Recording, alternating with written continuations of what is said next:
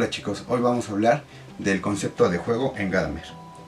Lo primero que tenemos que entender es que no se puede pensar al ser humano ni a la cultura sin el concepto de juego. Es decir, el carácter lúdico es algo importante y de vital importancia en la vida del ser humano y súper importante para la cultura. Vamos a ver por qué. Como primer punto de partida vamos a establecer que el juego es movimiento, es automovimiento. ¿Qué quiere decir esto? Que es una representación o es un poner en escena la facultad más evidente de los seres vivos, que es moverse. Ya Aristóteles va a decir que lo animado es lo que se mueve, cuando divide las facultades del alma. Entonces, en este caso, una de las facultades del alma es el movimiento. Existen dos tipos que mencionaremos a grandes rasgos.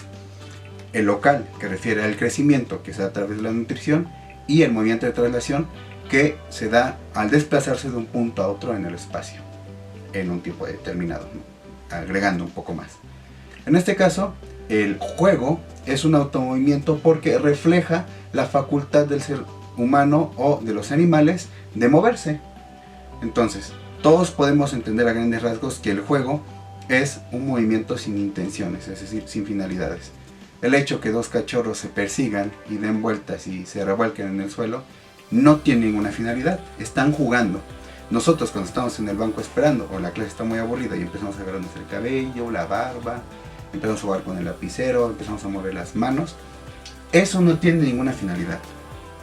Realmente solo estamos plasmando un exceso en el placer que nos causa movernos.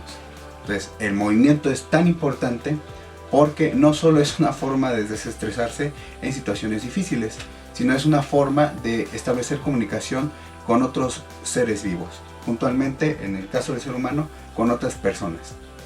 Por eso es tan importante el carácter lúdico del movimiento en la cultura. Puntualizaremos un poco más en esto. Tenemos que decir que el movimiento del juego es como el vaivén, es decir, es un movimiento que no importa que se establezca el punto A o el punto B como punto de inicio o de fin. Es decir, este movimiento, lo único que importa de este movimiento es que se siga moviendo en el vaivén. Entonces, el juego es como este vaivén. No importa realmente la intención del juego, lo que importa es jugar. En este caso, nosotros debemos entender que al no tener ningún motivo el juego, sino solamente complacernos en una especie de alegría respecto al moverse, por ejemplo, cuando un niño va en un pasillo y ve los espacios entre las baldosas y dice, no los voy a tocar porque son de láser y me voy a cortar las piernas. Lo que es una realidad es que eso no le va a suceder al niño, pero tampoco es que tenga una finalidad de establecer que esas líneas lo pueden matar, ni tampoco que llegue al otro lado del pasillo. La intencionalidad es simplemente jugar, caer en esa especie de ensoñación que tiene el niño respecto al espacio que está viendo a través de la imaginación. Por otro lado, es muy importante mencionar que el ser humano, al ser un poco caprichoso a través de la razón, va a establecer un dominio de aquello que hace de manera inconsciente, que es el juego. Si bien el juego no tiene reglas, no tiene finalidad, pues la razón le va a imponer reglas y lo va a dirigir, es decir, lo va a, de cierta manera, a instruir y le va a explicar cuáles límites debe tener ese juego para disfrutarlo más. Entonces, ese dominio de la razón del juego va a determinar de cierta manera una libertad en el juego. Es decir, yo pongo reglas para sentirme libre en mi propio juego. Porque, supongamos el mismo caso del ejemplo del pasillo. Nosotros, al poner una finalidad de si yo paso esos láseres, voy a poder pasar al siguiente nivel, ¿no? Entonces, cuando llegue al punto de finalizado del reto que yo me establezco a través de las reglas que le impongo al juego, pues voy a sentirme más feliz porque he logrado el reto, aunque ese reto realmente no tenga ninguna intencionalidad. No es que realmente vaya a desbloquear un mundo nuevo, sino que a través de ese cumplimiento de las reglas voy a establecer nuevas para dificultar mi juego y para disfrutarlo más. Entonces el juego tiene que ver de cierta manera con el disfrute en el movimiento, pero siempre dominado a partir de las reglas que establece la razón para dirigirlo. No es una limitante en este caso la razón, sino que es más bien un hacerse consciente del movimiento en tanto movimiento. Y de esta manera supondríamos que lo podríamos disfrutar de mejor manera. Es importante también mencionar que, por ejemplo, si yo voy contando cuántas veces boto una pelota antes de que me se caiga, estoy estableciendo también de cierta manera reglas. Y ustedes preguntarán, ¿qué tiene que ver todo esto con el aspecto del arte? Bueno, cuando nosotros estamos establecidos en un juego, pongamos el ejemplo de ver un partido de ping pong o a lo mejor uno en el que requiera que la pelota esté de aquí para allá. Entonces vamos a estar haciendo esto, ¿no? Vamos a estar moviendo la cabeza de una manera casi automática. Seguramente muchos de ustedes, al ver que estoy haciendo esto, van a seguir el movimiento, ¿no? No va a ser nada fácil de pronto, quiero suponer, que ustedes no puedan evitar mover los ojos para ver el movimiento. ¿Por qué? Porque al ser humano le gusta ver el movimiento, le gusta ver a otro ser humano jugando. Entonces, esta participación de juego es lo que nos va a introducir al carácter lúdico del arte. Hay dos niveles de juego. Uno es el que juega, el que pone las reglas, y otro es el que contempla el juego.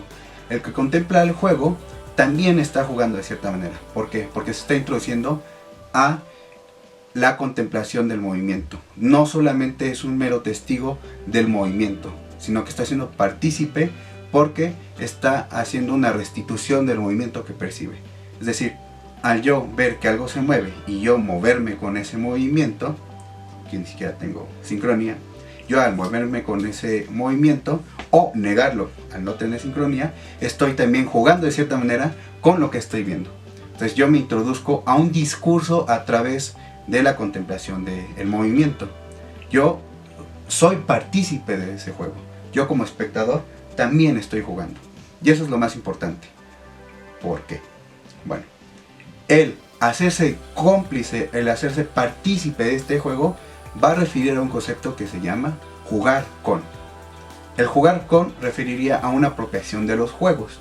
Y debemos mencionar rápidamente que las obras de arte, al menos queremos suponer el arte moderno y lo que le sigue, referiría a quitar los límites entre la obra y el espectador. Es decir, obligar al espectador a ser partícipe de la obra y poder desplazarse en ella.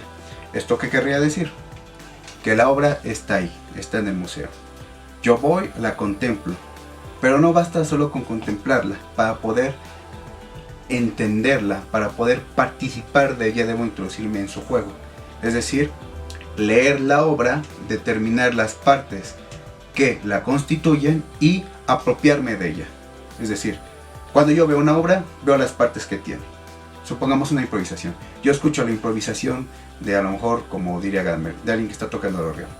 Yo voy a tener un pasmo estético porque la persona que está interpretando esa obra está haciéndolo con éxtasis. Entonces yo voy a estar poseído por ese éxtasis. Recordemos un poco el ion, que es contagiosa la manía. Voy a contemplar esa emoción y voy a ser partícipe de ella. Al ser partícipe de ella, va a haber espacios en los que voy a disfrutar y voy a ir leyendo la lectura conforme se vaya reproduciendo. Una vez que yo me aleje de la obra, que haya terminado, voy a caer en una especie de reflexión que me va a hacer entender otras partes de la obra que en el momento no había comprendido. ¿Por qué? Porque estaba extasiado, estaba emocionado. Entonces, ese trabajo del espíritu, que es recuperar la obra para poder entenderla de mejor manera y entender el fenómeno de apropiación, va a referir a que nosotros, a través de la experiencia, cuando estamos contemplando una obra, nosotros vamos a recordar de manera inconsciente elementos que nos hagan entender la obra. Es decir, nosotros vamos a identificar partes de la misma, vamos a hacer una lectura a partir de cosas que ya conocemos, y cuando nos alejemos de ella, haya pasado el pasmo estético y la recordemos, vamos a hacer un trabajo del espíritu, porque vamos a través de la razón a tratar de entenderla y apropiarnos más de ella. Es decir, llenar los vacíos de interpretación que tuvimos al contemplar en principio la obra. ¿Esto qué quiere decir?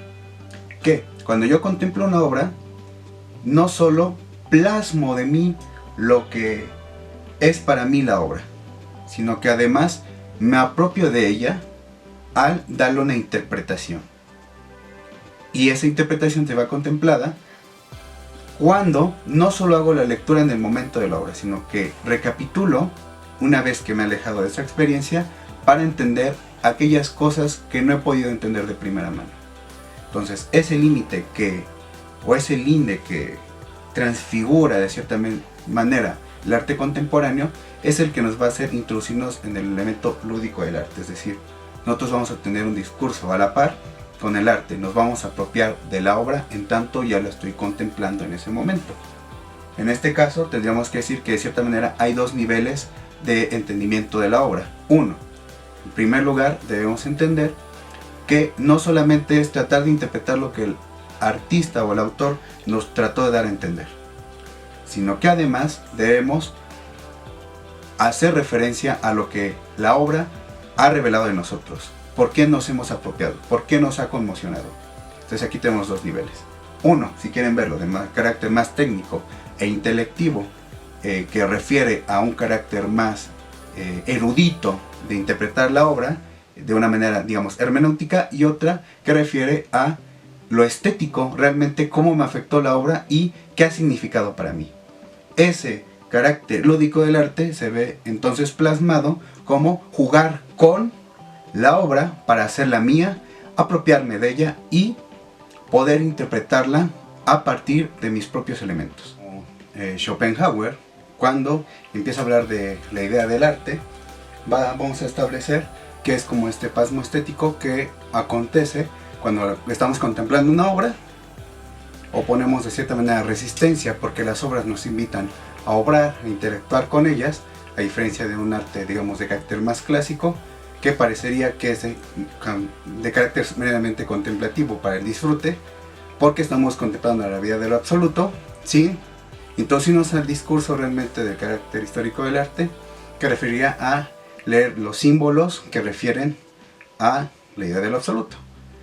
En el arte, digamos, contemporáneo, nos enfrentamos a la idea realmente de confrontarnos a la obra, de que ella nos provoca. Entonces dejamos de cierta manera oponer resistencia cuando acontece el pasmo estético, negamos la voluntad y nos entregamos a la contemplación de las obras para poder apropiarnos de ellas de cierta manera. Es como en este caso diría Bachelard en la Poética del Espacio cuando habla de los cofrecillos. El cofrecillo está en una habitación, nosotros lo abrimos, violentamos la intimidad del otro, vemos un trasfondo falso, lo abrimos y contemplamos el secreto más íntimo. Todo alrededor desaparece, solo estamos frente al cofre revelando el más oscuro secreto de aquel que lo guarda. Entonces el arte en su carácter lúdico, cuando nos apropiamos de cierta manera de las obras, es como este acontecimiento. Estamos frente a un secreto tan íntimo que nos revela lo más oscuro o lo más luminoso de las obras. Es por eso la importancia del carácter lúdico del arte. Dicho sea de paso, no está limitado la contemplación estética a las obras de arte. Si bien las obras de arte nos han reflejado una de las interpretaciones de lo que es la subjetividad y de lo que es también puntualmente la asimilación de la belleza o de lo estético, esto también se encuentra en la naturaleza y también disfrutamos de la belleza de la naturaleza. Es por ello la urgencia de la actualidad de lo bello, porque lo bello no solo está determinado a través de cánones o de lo que nos establece el común de la gente, sino también con la idea de aquello a lo que tendemos, de aquello que nos hace disfrutar. Difícilmente podríamos decir que el arte contemporáneo, al estar en esta dinámica de provocar, de invitarnos a interactuar de forma activa con él, que nos contemple un disfrute, que nos estimule para un disfrute. Pero el disfrute no está en la puesta en escena de enfrentarnos a la obra de arte, sino en el carácter lúdico de introducirnos a este juego de contemplar la obra y luego hacer un trabajo del espíritu que referiría a la reflexión en torno a la experiencia que aconteció cuando yo vi las obras de arte. Entonces, a grandes rasgos, el juego es automovimiento sin finalidad que en el ser humano se ve tornado o dirigido a través de la razón para establecer un disfrute consciente del automovimiento, y en el carácter lúdico del arte tenemos que decir que es una apropiación de las obras a través de las experiencias y de la reflexión en torno al pasmo estético que aconteció cuando disfrutamos o consumimos una obra de arte en particular. Esta obra, recordemos, es como una lectura. Nosotros no leemos deletreando, leemos por bloques y llenamos ciertos espacios a través de la razón. Eso sucedería con una interpretación de la obra del arte. Y, como decía, habría dos niveles de contemplación de la obra, uno de carácter más erudito, que referiría a cosas más técnicas como un crítico de arte, y otras que referirían a qué tanto ha intimado conmigo la obra, qué tanto me ha afectado.